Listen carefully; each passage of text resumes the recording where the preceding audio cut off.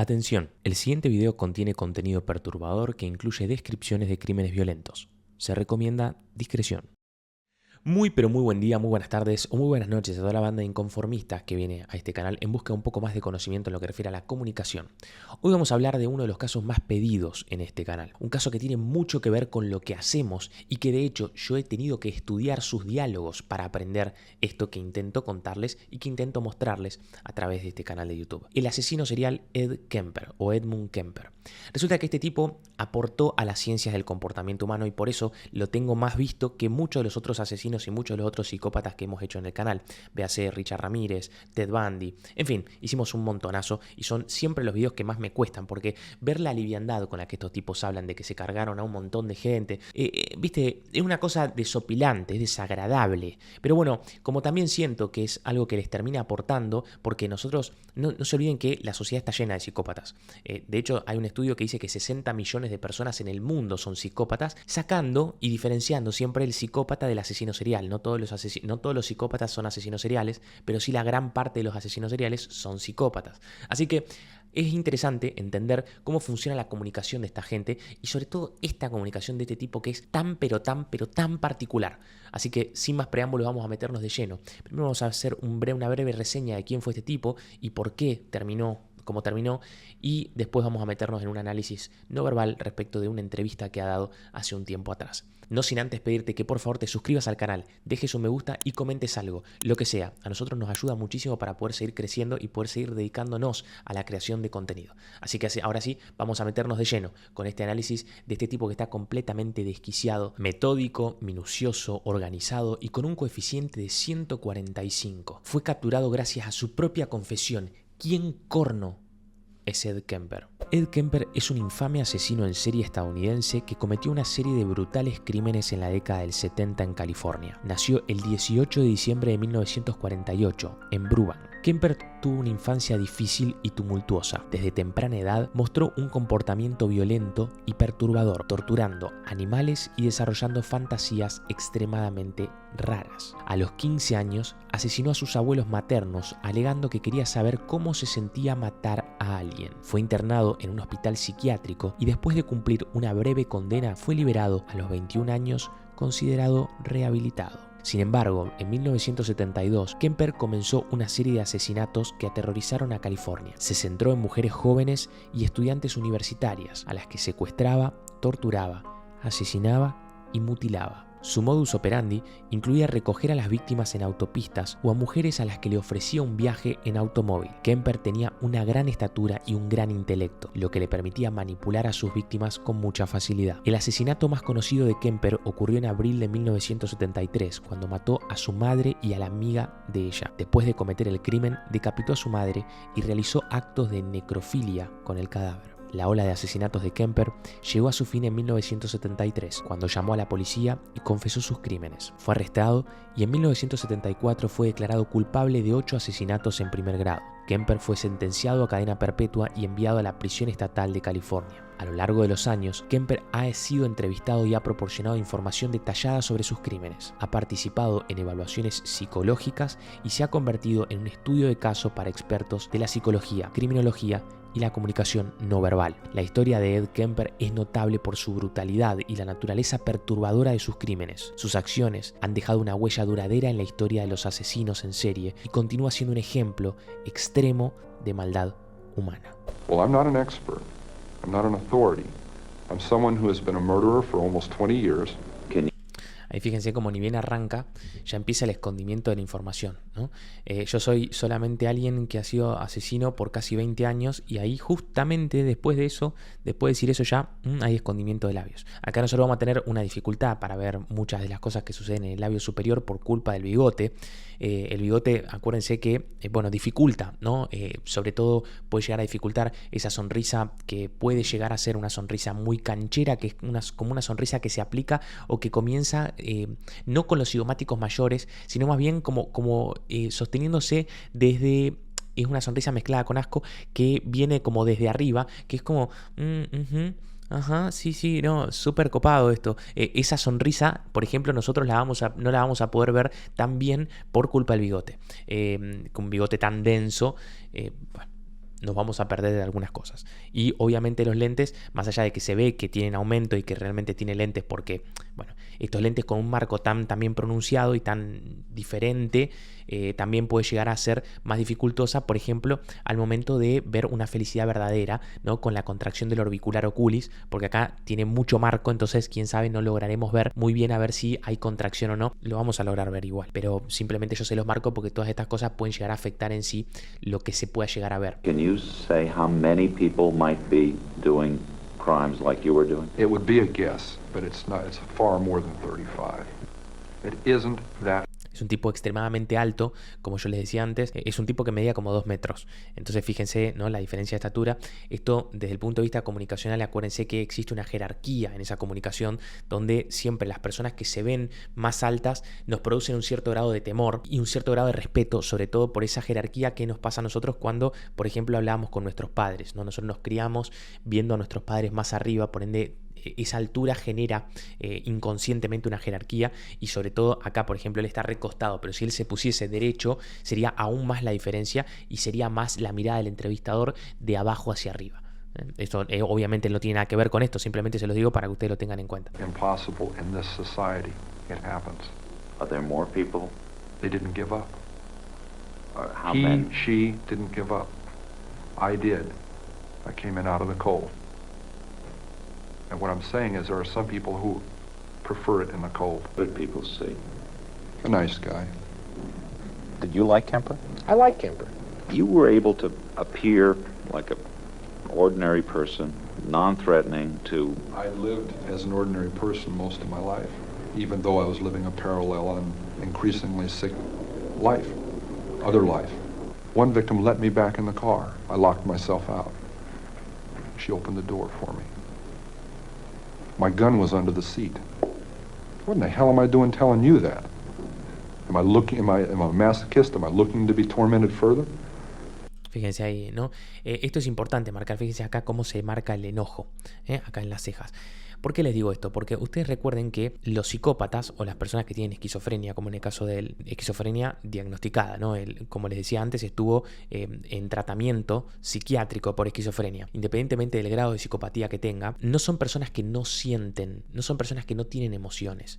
Hay una confusión muy grande respecto de esto de que se cree que los psicópatas no tienen emociones. No, lo que no tienen es empatía por tus emociones. Por eso las personas que hay muchos en los círculos familiares que por ahí vos venís triste algún día a contar algo y de repente no existe una empatía, un che, lo lamento por vos. Es como que, mirá, la verdad que tus problemas son tus problemas y los que me importan realmente son mis problemas. Todo lo que me sucede a mí, lo que siento yo. Por eso estos tipos, como van a ver ahora en el relato de él, o sea, les importa un quinoto, la verdad, la vida del otro, cómo el otro se sentía, si estaba cagado, si no estaba cagado. Me importa un bledo, digamos, me importa cómo me siento yo, si la estoy pasando bien. Y esas emociones son reales, sienten el mismo miedo que sentís vos, la misma felicidad que sentís vos o alegría, la misma tristeza, pero lo sienten únicamente por las cosas que los afectan a ellos. Por eso son personas que normalmente en su edad temprana no tienen o han tenido algún tipo de experiencia con haciéndole daño a animales, porque no sienten. Yo sin querer estoy en la casa de un amigo y le piso el piecito a un perrito y el perrito hace y yo de repente me vuelvo loco y digo, soy un forro, ¿qué me pasa? ¿Cómo le voy a pesar, aunque sea sin querer, a un perrito? Ellos no lo sienten, no importa que el perro chille, que no me importa 3 quinotos. El último estudio habla de que el 4% de los psicópatas, o sea, del 100%, el 4% pertenece a la política. Nada, se los cuento como para que también lo tengamos en cuenta. Bueno, quiénes serán y quiénes no sé, pero es un dato bastante interesante porque, bueno, es mucha gente, ¿no? I'm trying to show you just how awful this got, how commanding these rages got. I was raging inside. There was just incredible energies, positive and negative, depending on a mood. That would trigger one or the other. And outside, I looked troubled at times. Other times I looked moody. Other times perfectly serene. Not very sane. Fíjense ahí, por ejemplo, no tan cuerdo. Y fíjense cómo ahí aparece la contracción de los cigomáticos mayores. No tan cuerdo. Como, fíjate ahí la felicidad de ese no tan cuerdo. ¿Se dan cuenta de lo que les decía antes? No es que no sienten. les gustaba no estar tan cuerdos. Aparece acá esa sonrisa maléfica. You were involved in the campus because your mother worked there. Yes. I was also involved in killing co-eds because my mother was associated with college work, college co-eds, women, and had a very strong and violently outspoken position on men for much of my upbringing. ¿Ven? Por ejemplo acá. Durante gran parte de mi infancia, y ahí recién aparece el enojo de nuevo. Strong and ¿Ven? violent, Violentamente abierta contra los hombres. outspoken position on men Ahí, por ejemplo, recién ahí aparece el enojo. for much of my upbringing. Porque se ve que él ya estaba procesando la información de que era por él, no por los hombres. Por los hombres no había emoción por él. El enojo era por él. ¿Se dan cuenta de esto que yo les decía antes? Es muy importante esto porque acá está la clave para identificar a personas que infelizmente tenemos que alejar de nuestra vida. Porque si nosotros permitimos que esa gente esté cada vez más cerca de nosotros y cada vez pertenezca a círculos más cercanos, existe un grado de manipulación en estos diálogos, en esta manera de contar las historias. Bueno, ya hemos visto, ¿no? Con Ted Bundy, con Richard Ramírez, con Charles Manson, ¿no? Parece como que te están cautivando. Y vos decís, vos fíjate, por ejemplo, este tipo no tiene una muletilla, usa los silencios, las pausas, te engatusa. Es una cosa que vos decís, flaco, pará. Muchas veces es importantísimo darse cuenta de que hay una justamente incongruencia comunicacional entre la emoción que está sintiendo el sujeto y la situación en la que está, en el contexto en la que está. Estos tipos son capaces de sentirse felices adentro de un velorio, aún viendo a alguien que en teoría ellos deberían querer y se deberían sentir mal por su fallecimiento, su pérdida o lo que sea. Estos tipos están como si nada, te ven triunfar a vos y en vez de ponerse contentos, están enojados porque ellos no lo están haciendo. No son que no tienen emociones, quiero dejar esto muy claro, no es que no tienen emociones, es que no las van a sentir nunca por vos. Esa es la clave de esto. My mother was a sick, angry, hungry, and very sad woman. I hated her, but I wanted to love my mother. And I watched the alcohol increase. I watched her social life drop off. I watched her get bizarre. She had terrible pain from her life, earlier life, her upbringing, a failed marriage with my father. I'm a constant reminder of that failure. I hate to distill it down into such into one-word realities like that. There's a lot that leads into that. Fíjense que acá cuando dijo, odio tener que sintetizar en una sola palabra, fíjense como de nuevo se les boza la sonrisa. I'm a constant reminder of that Miren failure. acá. I hate to distill it down into such into one-word realities like that. There's a lot that leads into that happening, but that is what happened. Se les boza la sonrisita, ¿ven? Into one-word realities like that. There's a lot that leads into that happening, but that is what happened. They represented not what my mother was, but what she liked, what she coveted, what was important to her, and I was destroying it. Why did you actually kill the girls? Ahí, por ejemplo, en la cara de enojado, ¿no? ¿Por qué las asesinabas? Bueno, capaz que no le gustó la pregunta. Y fíjense cómo hace de nuevo esto. Es que son cosas que evidentemente no quiere decir o no, en fin, decide no contar. Pero fíjense acá cómo se ve clarito que era lo que yo les decía antes. El bigote puede dificultarnos un poco este análisis, pero acá se ve cómo sube claramente. My frustration, my inability to communicate socially, sexually. I wasn't impotent.